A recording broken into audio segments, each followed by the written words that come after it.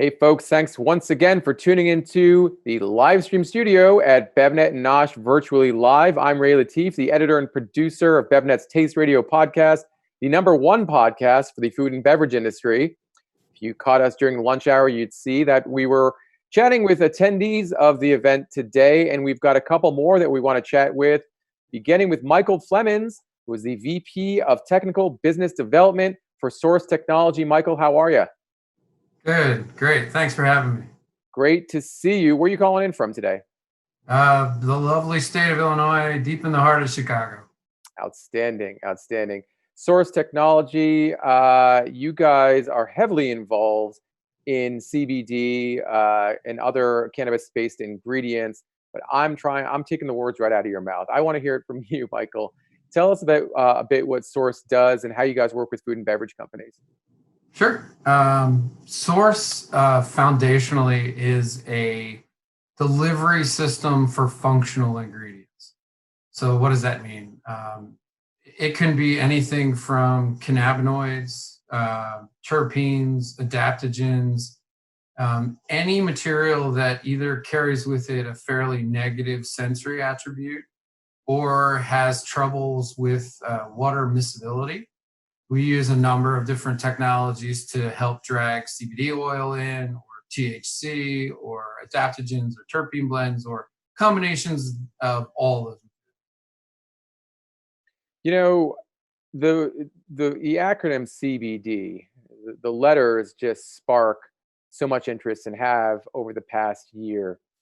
What is it about CBD that has really been a game changer for the industry? I guess what I'm asking is, you know, uh, as an expert in the field, what is it that CBD really does that other ingredients in the past um, haven't been able to emulate? Yeah, it's a great question. That most people are familiar with THC and all of the effects, the intoxicating effects of THC. So that carries with it a rather negative connotation. But cannabinoids, regardless of whether they're CBD or CBN or THC, play a role in working with the endocannabinoid system inside each and every one of us. Like, most people don't understand that, like, your body produces endogenous cannabinoids every day. And your body produces them in response to particular stressors.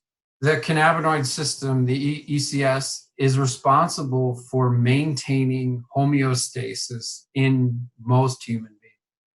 And it's when that stasis gets out of whack, whether it's from anxiety or stress or inflammation, any number of mitigating factors throws your body out of kilter.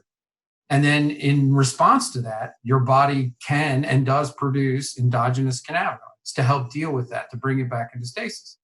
The real power of cannabinoids is that sometimes your body just can't make enough, or can't make enough fast enough.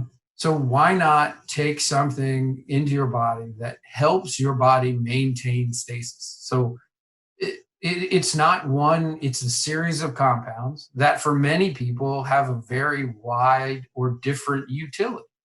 And some people, like GW Pharma, has a patent on seizures.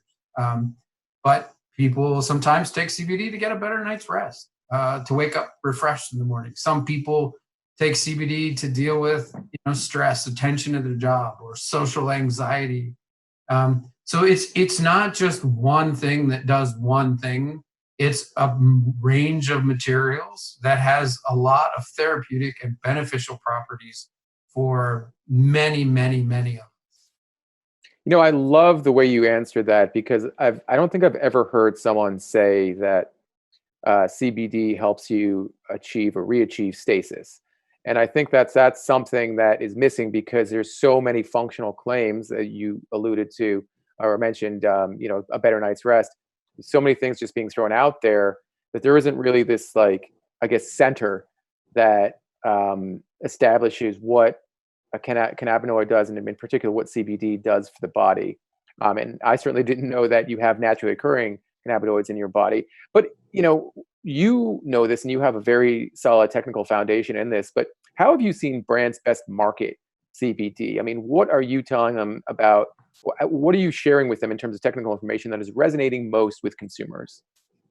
Sure. I mean, I think initially the first foray or shot out of the gun was, just put CBD in stuff. Everyone launched the product that just had CBD and they called it was just CBD. But as people or companies becoming more sophisticated, as our knowledge base is ever expanding, and we as a market segment are benefiting from this gold rush of research that's going on in the medical facility community, and we're starting to see that CBD is a great start, but how can I develop products? How can I differentiate myself? And how can I be more strategic on specific therapeutic treatments? So it used to be, here, take CBD, it'll help you sleep. Well, now we know that, take CBD, but also a little bit of CBN really amplifies that ability for you to get a good night's sleep. So now you're seeing the evolution of, at first it was CBD, now we're getting into designer systems, boutique systems that are intended specifically for a therapeutic benefit rather than one overarching thing. So you may have a little bit of CBD in combination with some caffeine for your morning to get you going. You may have CBD and a little CBN at night to help you sleep. So it's these very specific therapeutic approaches that are really starting to gain footholds in the business, in the marketplace, and that's going to be the next evolution. And then you top that off with certain terpenes actually help to enhance whether the absorption or the magic, the synergistic effect of certain compounds.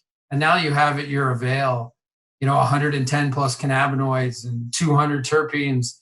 Now it becomes an amazing box of Legos that you could build pretty much anything you want with it.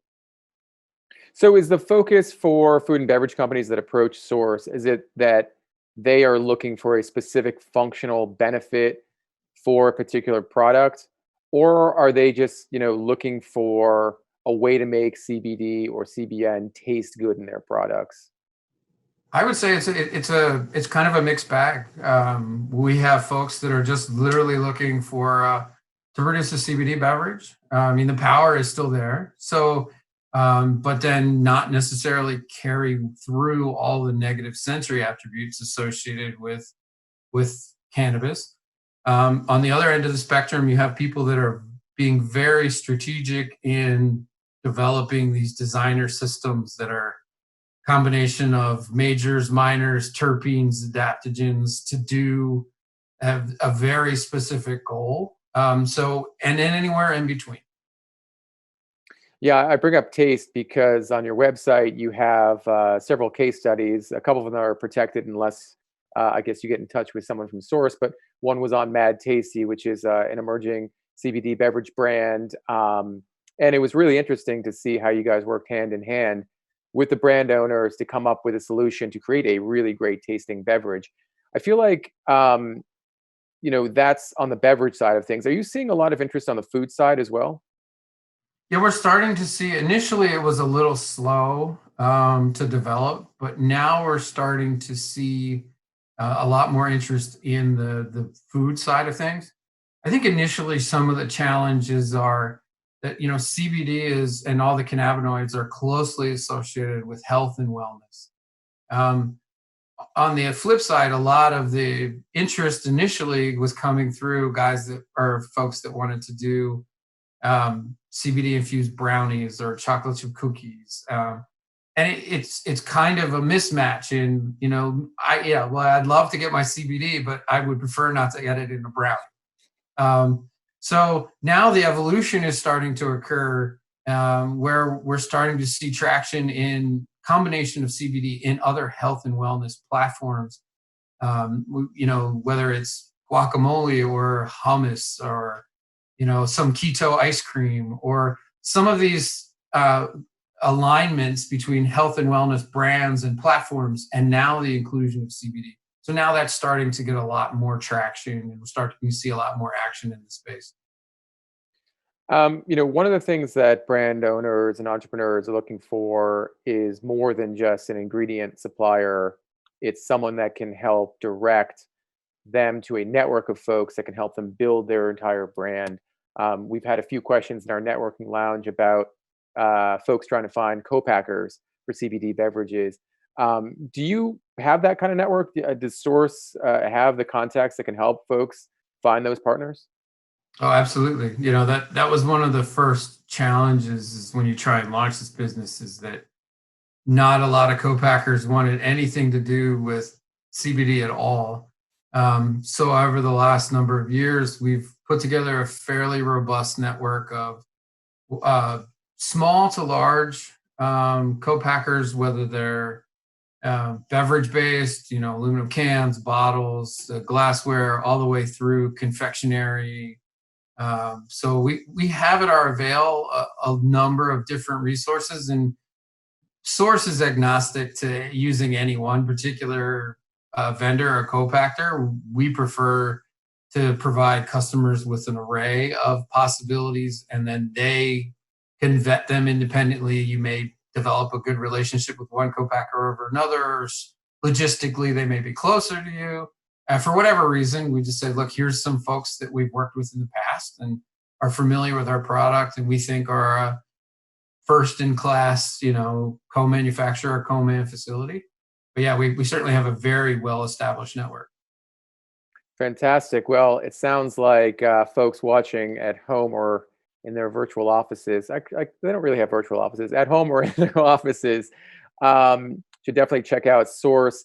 SoRSEtech.com is the website. That's SORSE tech.com. It's actually a great website. You can get a sample of the product too. I'm not sure what samples you guys send, but sounds like it's a pretty fantastic introduction to CBD for any emerging entrepreneur or brand owner. Michael, thank you so much for taking the time to be with me today. Really appreciate it. And please stay in touch going forward. Great. Thank you for having me. Thank you very much.